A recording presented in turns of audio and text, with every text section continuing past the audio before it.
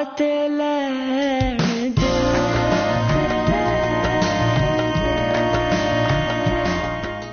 لیں جی آ گئی پاکیزہ بی بی، اور پاکیزہ بی بی یہ ہیں مسز یاسین ملک۔ ناظرین، ڈرامہ سیریل ایک اور پاکیزہ آخرکار اپنے اختتام کو پہنچنے ہی والا ہے۔ پاکیزہ کو کالول سے جس انصاف کی امید تھی، وہ انصاف آخرکار اسے مل ہی جائے گا۔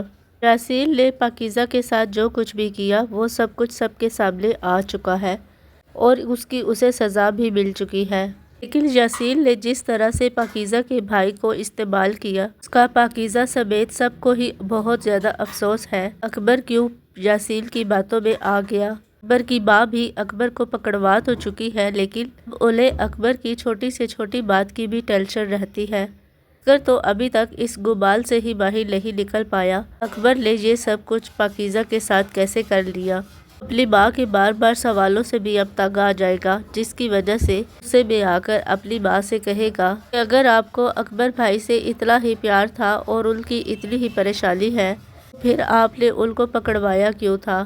پھر اس کی ماں اسے یہی جواب دے گی کہ اس نے غلطی کی تھی تو اس غلطی کی تو اسے سزا ملنی چاہیے تھی نا۔ یہاں پر پاکیزہ بھی اپنے باپ سے شکوہ کرے گی کہ آپ نے اکبر بھائی کے خلاف جا کر FIR کیوں کٹوائی۔ اس کا باپ اپنے دل پر تو پتھر رکھ چکا ہے، بیٹی کے سامنے شرمندہ بھی ہے۔ جو ساتھ انہیں اس وقت پاکیزہ کا دینا چاہیے تھا وہ ساتھ وہ اس وقت ٹائم نہیں دے سکے، اس لیے وہ پاکیزہ سے بھی یہی کہے گے کہ ہمیں زیادہ بہتر پتہ ہے کہ کیا کیا ہے ہم نے۔ یہاں پر یاسین ملک کی بیوی بھی اب پاکیزہ سے ملنے کے لیے آئے گی۔ اس کی جرأت اور بہادری دیکھ کر اسے کہے گی کہ اگر میری کوئی بیٹی ہوئی تو میں اس کا نام پاکیزہ ہی رکھوں گی۔